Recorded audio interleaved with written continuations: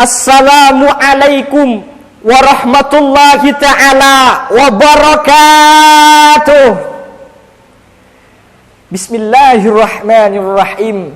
Alhamdulillahilladzi manna alaina biwatani min khairatil awtan wa nashara alaina fihi madallatal istiqrari wal aman. Wassalatu wassalamu ala rasulillah afdalu da'in ilal birri wal iman wa ala alihi wa sahbihi wa man tabi'ahum bi ihsanin ila yaumiddin, amma ba'd. Dewan juri yang arif nan bijaksana serta sahabat dai dan daiyah yang kami banggakan, dalam rangka memeriahkan festival dakwah se-Jawa Bali yang diselenggarakan oleh Fakultas Dakwah dan Komunikasi, berdirinya saya di sini bukan untuk menggurui, melainkan hanya menyampaikan pesan khususnya kepada diri sendiri, syukur-syukur berkenan di hati dewan juri. Hadirin yang berbahagia, telah kita ketahui bersama bahwa Indonesia merupakan negara yang besarnya luar biasa, negara yang penuh dengan kemajemukan budaya, terdiri lebih dari 1000 suku bangsa, lengkap dengan keberagaman corak bahasa, adat istiadat, bahkan agama yang berbeda-beda. Hal ini tercakup dalam semboyan yang bernada Bhinneka Tunggal Ika. Oleh karena itu hadirin, masyarakat Indonesia seharusnya bukan menjadikan ancaman, melainkan menjadi tantangan bagi masyarakat Indonesia.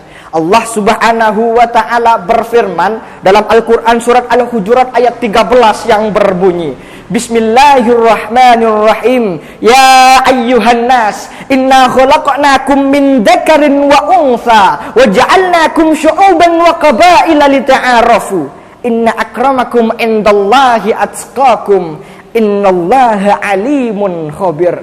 Wahai manusia, sesungguhnya kami telah menciptakan kamu dari seorang laki-laki dan perempuan. Kemudian kami menjadikan kamu berbangsa-bangsa dan bersuku-suku agar kamu saling mengenal. Sesungguhnya orang yang paling mulia di sisi Allah adalah orang yang paling bertakwa. Sesungguhnya Allah Subhanahu wa ta'ala maha mengetahui dan maha mengenal.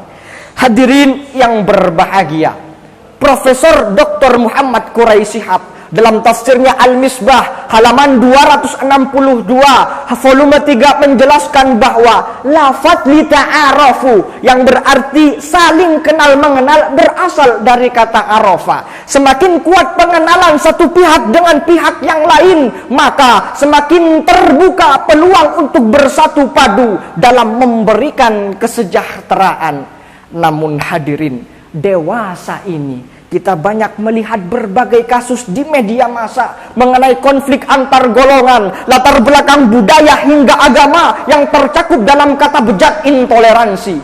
Pembakaran masjid di Tolikara, Papua dan pembakaran gereja di Aceh Singkil menjadi catatan hitam kasus intoleransi yang pernah terjadi di Indonesia pada tahun 2015 lalu.